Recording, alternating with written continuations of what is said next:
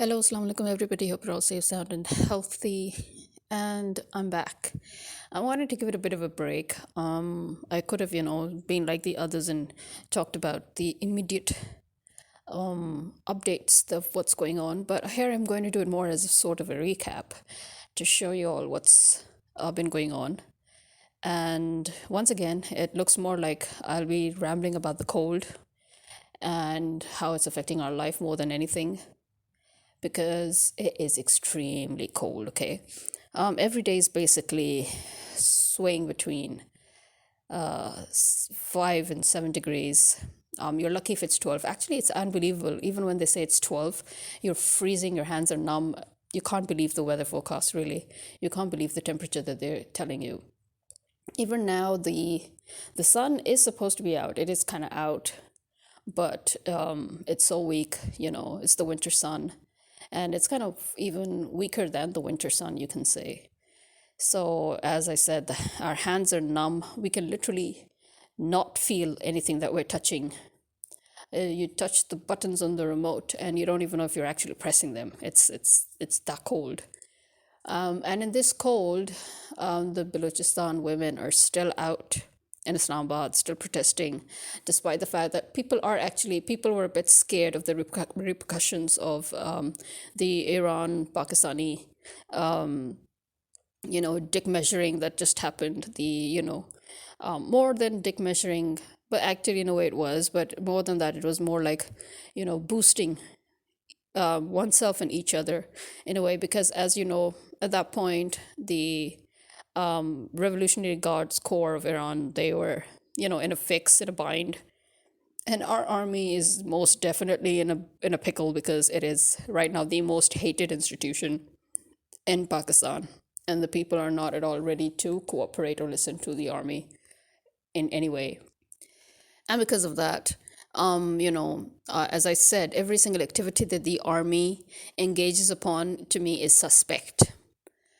And this was in a way a godsend to the army, Iran falling into America's trap, and being egged on by India, making the most foolish, most reckless mistake ever, which it instantly regretted, because as I said, there are suspicions that the Iranian government actually did not even know what the Revolutionary Guards Corps was up to and what they had actually done. So our army kind of benefited from that in the sense that when it retaliated, it made the people feel that, okay, finally it's doing its job. But obviously there are people like me who are thinking that, okay, so the army just used it to its benefit, to its advantage, so that now it can, milk it in any which way to get us all back under its control. But obviously, the army has underestimated us, which is based on some of the other scholars or some real analytics who have mentioned this fact that the army should not think in any way that it can use this to go against the people of Pakistan and continue to force the people of Pakistan to, submit to the army's plans.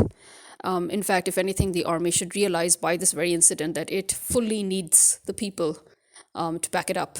Otherwise, it is a lost cause. So yeah, there's apart from that. Now, the other thing that happened, recently, was the judge of the accountability court, and this is that judge who has been in charge of all the huge cases, the cases against Nawaz Sharif and his daughter, the cases against Gilani, the cases of treasury corruption that was against Gilani, and then, the case of corruption against Kakar, the current illegal caretaker prime minister. And then, all these really huge cases, the steel mill case, the trials, everything was basically presided by him. And this is Muhammad Bashir. So what does he do? Muhammad Bashir, when this case of Imran Khan comes to him, he decides to immediately apply for a medical leave until retirement. So that is, raising eyebrows because, in a way, I mean, we don't know if he's trying to recuse himself from this case because he does not want to be used, to give a wrong decision. It could be that. And he has only 2 months basically to his retirement. He's less than 2 months. He's retiring in March. And he's probably thinking that, I'm not going to get involved in all of this BS. Better retire while I still have some respect left to my name. Could be that. Or it could be that he does not want to be responsible for this trial. He does not want to be the one to make the right decision and get into trouble just before retirement. I don't know. Nobody knows what exactly is going on in his mind. So this current case that he's supposed to be dealing with is actually the absolute ridiculous farcical case of the iddat, the marriage illegality of Imran Khan, which obviously the whole world is probably laughing at. I mean, because it is a laughable case. Any sane judge would just laugh the case out of his coat. But here we are. This is Pakistan, obviously, which is, the colony of the United States of America. So anything goes as long as it works for America. And apart from that, when it comes to the actual on ground activities as to what Nawaz Sharif's party members are facing and what Zardari's party members are facing, they are literally facing, physical aggression from the public wherever they're going. First of all, they don't have enough people. As I said, we've counted the few people that they have who can run the campaign, and most of them are their family members. So obviously, they're on the top list of the people, of wanting to get back at, and the people are pissed off at. So, we have got people like, wait, so sorry, before I forget, actually, because coming to the people who are being under fire by the public of Pakistan, the reason why actually the people are under fire even more is because recently, again, what happened is that there was a lawyer who chanted slogans against Maryam Nawaz in front of her, and he called her a thief. And so the policemen under Maryam's orders immediately went and, grabbed hold of him. And he's not the only one. It doesn't matter if you're a lawyer or a judge or a student or just a civilian, any civilian. As long as you dare to call them out, as long as you dare to call Maryam Nawaz out on, what she's doing, not only will you be immediately arrested, but it's very strange that they will immediately fabricate you as a perpetrator of the 9th May attack, which is really pissing people more off. So because of that, actually, although you can see the USA 9/11, post 9/11 practices right in your face at this point, because that's exactly what America did to students that were from Muslim countries, and to students that were in America, and to native, Muslim Americans. By native, I mean naturalized, you can say, or those who were born there, So you had American Pakistanis, or American Indians, or American Bengalis, or any American Muslim, he was under fire. They did not even leave their otherwise legends, of the entertainment industry or of the media, once declared legends. Suddenly they found out that because they had converted to Islam, so now they were under fire. And the American government and American authorities were harassing them. Not to mention that they were facing extreme harassment and discrimination by other people in America, obviously, because that shows the ignorance of America, that they have been living amongst Muslims and they have actually borrowed the Islamic framework, the Islamic social and legal framework, and they still don't know anything about Islam and Muslims. They don't know that they are actually living the Islamic life, and it's thanks to the Islamic legal system and the Islamic social system that America is where it is today, which obviously Trump proved when Trump said, okay, I'm going to get rid of everything Islamic in the country, and everybody cheered him on. One of the first things he did was, trying to abolish women's rights to abortion, which in Islam they have actually rights to abortion. And then he tried to abolish women's rights generally as a whole, degrading them to second class citizens. And then he went for kids, and then he went for, so he went for all those major um, um, you know aspects of the Islamic legal framework and social framework that America prided itself on, claiming that it was its own. So, I mean, he just kept his word, really. Trump kept his word. You wanted Islam out of America. He was taking Islam out of America. So then why did you have a problem? Nobody knows. So, yeah. I think you can probably hear something in the background is the azans that have started. This is the Zohar azan that have started. It is about 1:13 p.m. And if you look outside, it looks as if it's, still early in the morning.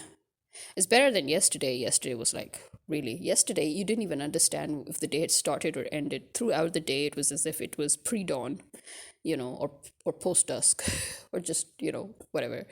So coming back, the people, as I said, they got even more angry that now anybody who was going to dare ask them for votes, they were not only yelled at by the people, by the crowd, they were even literally abused by the people. The people cursed at them and they cussed at them, and they were like, how can you even dare come to us and ask for our votes? How dare you? So people literally asked them, how dare you show your face? How dare you ask us for votes?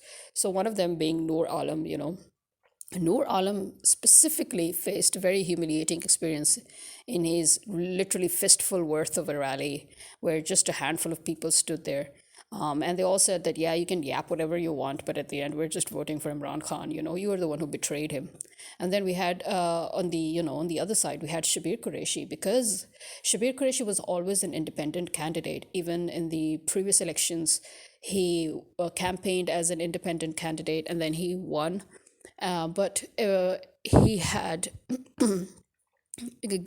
sort of collaborated, you can say, with Imran Khan. So he had sort of given up his votes to Imran Khan. So in other words, he joined in with Imran Khan after the elections. So he reminded the people that unlike others, he is not going to betray Imran Khan. That even last time he was an independent candidate and he joined Imran Khan, and even now he is an independent candidate and he will stay loyal to Imran Khan. He will, join votes with him. So that, if you look at his rally, it was a hugely successful rally in Punjab. So then we have Safdar on the other side, the husband who actually nobody even knows if he really is still the husband of Maryam Nawaz. Because if he is the husband of Maryam Nawaz, then the legality of Maryam's second marriage to, somebody in the Middle East, not naming names, is in question. And if anything, then her marriage legality needs to be, put in court, and she needs to be, in trial for that.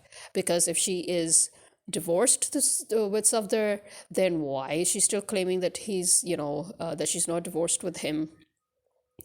So, if she has divorced Safdar, then fine, she got married somewhere else, but then why did she hide that marriage, and why did she hide the children from that marriage? And if she has not divorced Safdar, then how did she get married again? So that poses the illegality in her case, which is a clear-cut case in any case. So, when Safdar comes out and decides to campaign, then the people were like, okay, tell us one thing. There was a young student, he was like, tell us one thing. You're constantly berating Imran Khan that he didn't do anything. We can actually count a whole list of things that Imran Khan did for us, and he only had 3 years before you people came and toppled him. But you have had 35 years to rule over this country. What have you done? And, he was like, when he tried to give some, some lame excuses, and the people were like, no, you need to give us an answer. We know what he's done. He's done a lot. But what have you done in 35 years? Okay, you said he didn't do anything. You had 35 years. You had 3 decades to do something. How come you never did anything? And at the end of the day, Safdar lost it and tried to threaten the student who asked him this question. He tried to threaten the people around him who were asking him these questions. So, I mean, is this how you ask for votes? Do you actually think you're going to get votes like that? So, it means that you just think that going out and asking for votes is just a formality that you want to record, on camera, so that you can say, you can claim later on and fabricate it and say that, oh yeah, people voted for us. Yeah, nobody's voting for you.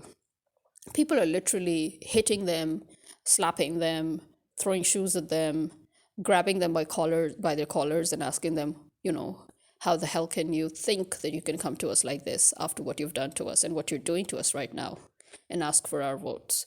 So, similarly, another Noon League, PMLN, Nawaz Sharif's party's candidate, Noor al Hassan, the people, they just started yelling at him, they cursed at him. They literally chased him to his car where he was trying to escape to, and they heckled at him and they grabbed him and they were like, how dare you come here to ask for your vote, for our vote. Sadiq Ayaz was another one who was chased by the public. He was also grabbed by the collar and manhandled. So these are just a few examples of what is actually going on. Even where Bilawal goes, people are like, yeah, you know what, you're just a thief. Get back to England where you were, or just go back to your house, wherever it is. How dare you come to us? You literally stole from us all the time that you were in England.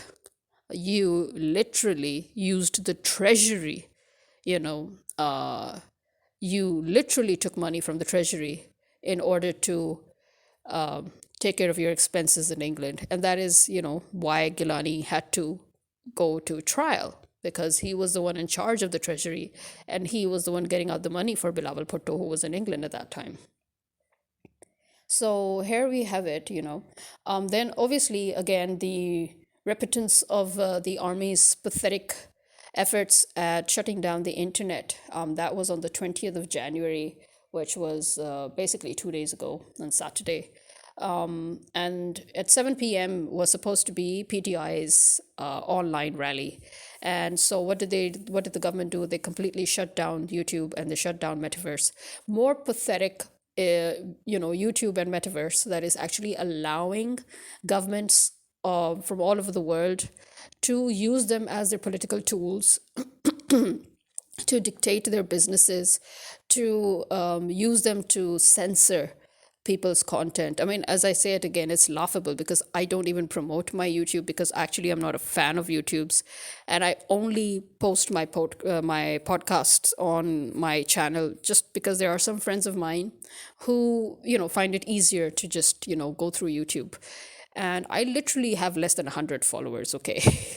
I literally have less than even 50 followers.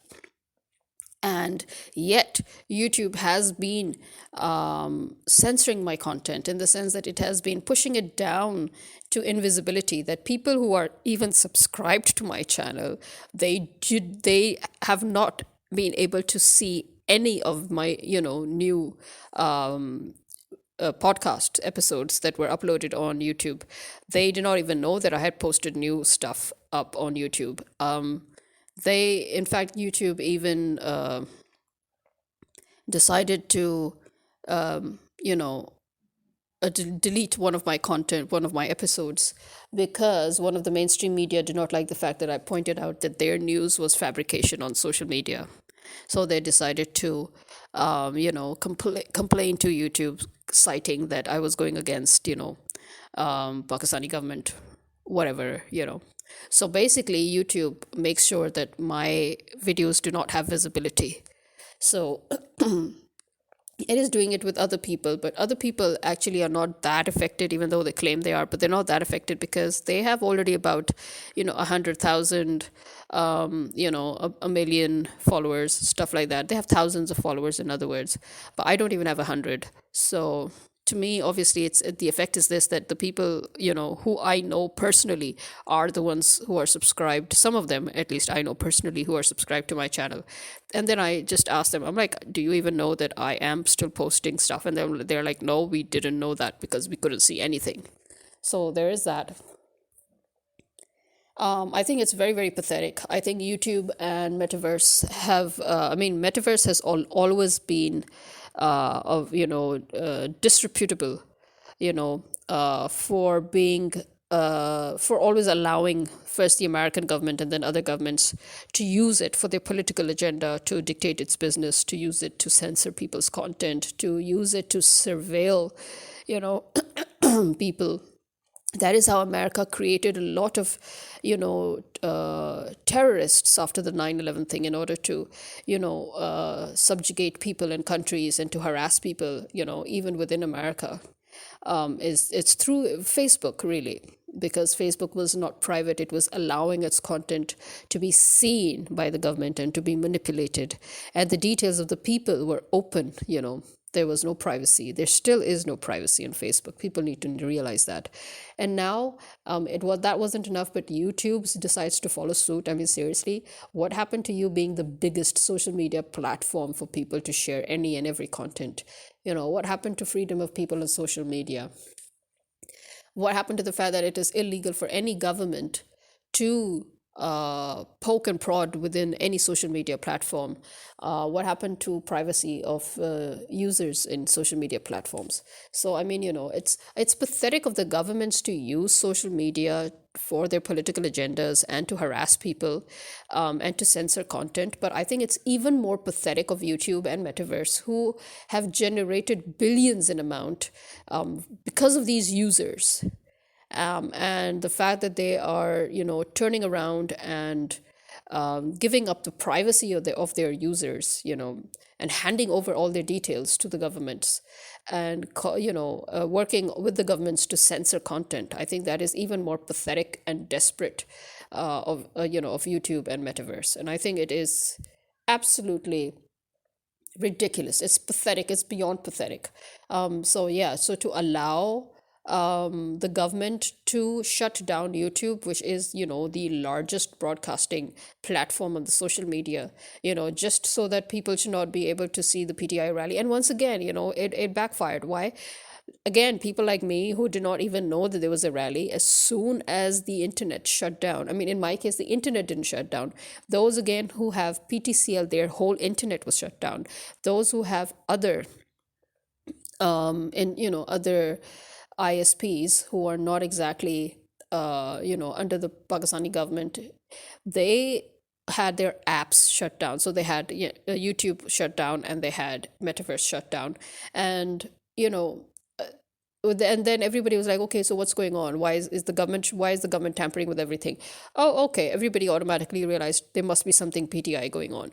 And then everybody found out that, oh, at 7 p.m. there's supposed to be this rally, and again everybody started switching on their VPNs in order to see the rally or to participate in the rally, online. So, I mean, seriously, that was pathetic. I mean, seriously, it's pathetic. YouTube and Metaverse, you need to get a life. How long do you think you're going to, or maybe that is the thing, maybe the fact that the owners of Metaverse and YouTube, they do not care that soon their businesses will finish, people will pull out, people will boycott their platforms, people will stop using their platforms, because everybody wants their privacy, adhered to and respected.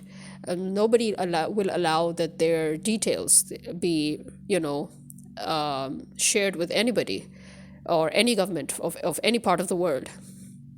So yeah, I would say that, if YouTube and Metaverse are thinking that it's okay, that they've had enough of a long run of their businesses, and that they can wrap up anytime, and they don't mind it, then okay, yeah, you can do whatever it is that you're doing. But if you actually plan to stay long term, then you need to reprioritize yourselves. Seriously, how pathetic can you be?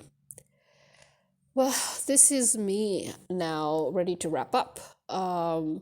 It's too cold, as I said. My hands are really beginning to hurt, and I have to pray as well.